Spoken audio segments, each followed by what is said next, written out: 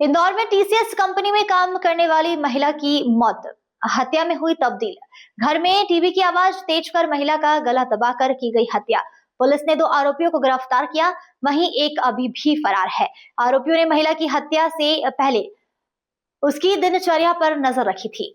DCP Rajesh व्यास के मुताबिक गायत्री पति सुनील धीमान उम्र 40 वर्ष निवासी गंगाधाम कॉलोनी बाणगंगा में रहने वाली महिला की मौत उन्हीं के घर में हुई थी, जिसकी जानकारी सबसे पहले उसके साथ काम करने वाले कर्मचारी जब उनके घर पहुंचे तो लगी, जिसके बाद पुलिस और ऑफिशियल की टीम भी मौके पर पहुंची।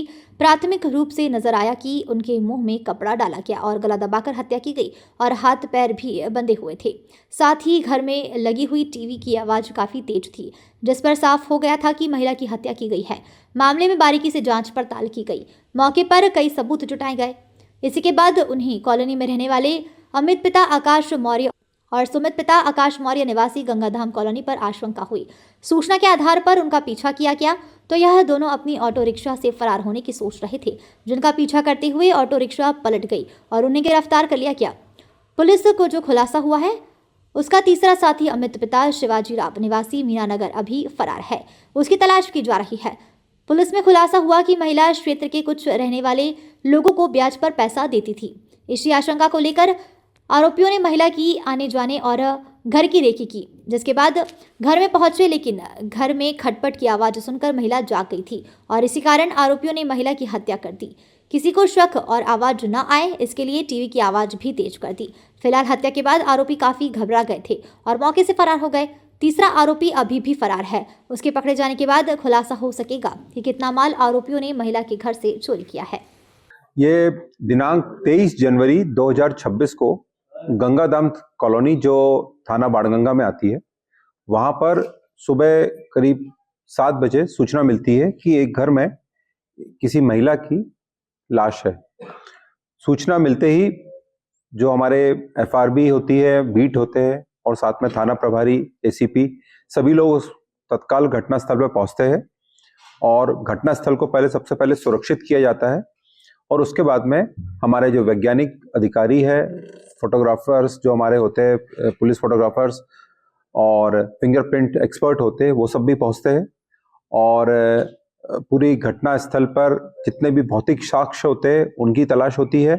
जो भी फिंगरप्रिंट जो स्थानों पर मिलने की संभावना रहती है उन सबको देखा जाता है और उसके बाद में जब संपूर्ण जो मौके की कार्रवाई होती है जब हो जाता है तो मृतिका जो होती है जो उसको हम पीएम के लिए भेजते हैं। सूचना पर मालूम पड़ता है कि ये जो महिला है उसका नाम गायत्री धीमान है और वो उसकी उम्र करीब 40 वर्ष थी। वो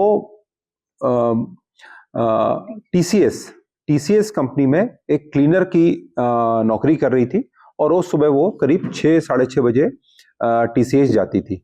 उस दिन जो है वो उसके साथ में एक और व्यक्ति जाता था वहां पे मोहल्ले का।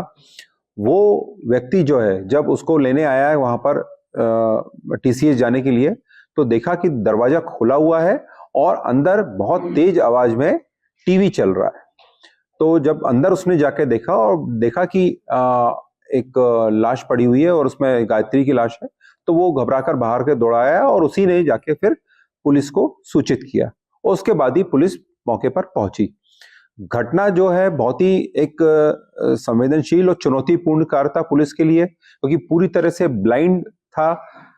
घटना में देखा गया कि जो महिला है उसके मुंह में कपड़ा ठूसा गया है, उसके हाथ जो है वो बांधे गए हैं और इन सब चीजों को देखते हुए लग रहा था कि बहुत ही एक चुनौतीपूर्ण कार्य है।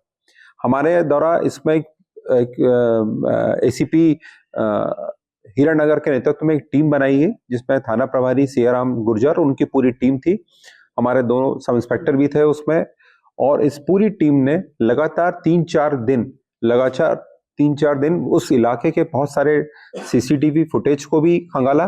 करीब 250 कैमरे जो थे वो हमने इसमें खंगाले और भी बहुत सारे जो सुबह की घटना के समय बहुत सारे लोग बाहर घूम रहे थे उनसे भी पूछताछ की गई और जो टेक्निकल एविडेंस और जो हमारा कन्वेंशनल जो पूछताछ का तरीका होता है उससे हमने जो ये कुछ सीसीटीवी में कुछ लोग आए थे उनकी पहचान की गई और जो व्यक्ति आए उसमें अमित मौर्य नाम का व्यक्ति था और सुमित मौर्य।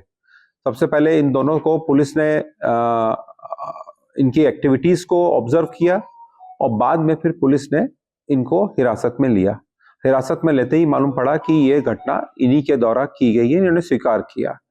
स्वीकार करने के दौरान जब मालूम पड़ा ये दोनों भाई है ये, और इनके साथ में एक और व्यक्ति था अमित पिता शिवाजी गडेकर, ये भी वीणा नगर का रहने वाला है।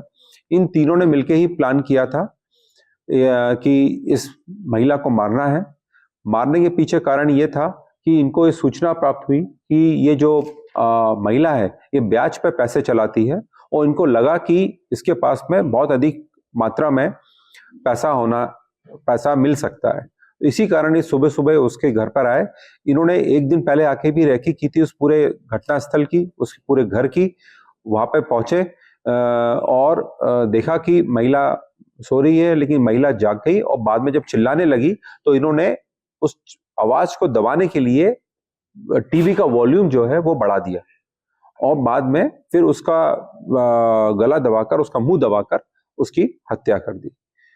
पुलिस के लिए बहुत ही चुनौतीपूर्ण कार्य था और हमारी जो पूरी टीम है ये बहुत ही, इन्होंने एक पूरा व्यावसायिक दक्षता का परिचय दिया और इन्होंने जो आरोपी था उनको गिरफ्तार किया। इसमें जो मुख्य रूप से हमारे थाना प्रभारी सियाराम गुर्जर, इनके साथ में जो हमारे सब इंस्पेक्टर थे सीमा मोवेल और शुभम पांडे, हमारे प्रधान आरक्षक कमलेश चावड़ा, चरण सिंह, जितेंद्र गोयल, सुखेंद्र, धर्मेंद्र ओझा, नागेंद्र, प्रमोद, विकास, अंकित और अमित, इनका महत्वपूर्ण योगदान रहा है। सर, इन तीनों जो आरोपियों का कुछ माल ले गए थे और इनका बैकग्राउंड क्या है? ये मूलतः ये दोनों जो मुख्य आरोपी है ये अमित और सुमित, ये दोनों जो है ऑटो चलाने का काम करते हैं। दोनों भाई और ऑटो मतलब शहर में ऑटो लेके घूमते रहते हैं और कल भी रात में जब इनको पकड़ा गया तो उस समय ऑटो लेके भाग रहे थे और पुलिस ने ऑटो सहित इनको गिरफ्तार किया है।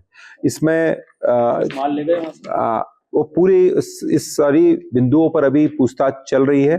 कल ही रात में इनको गिरफ्तार किया गया है और आज इनका पुलिस रिमांड लिया जा रहा है और जो भी इसमें अभी एविडेंस आएंगे वो प्रत्यक्ष से बताया। परिचय हुआ है इनका महिला से?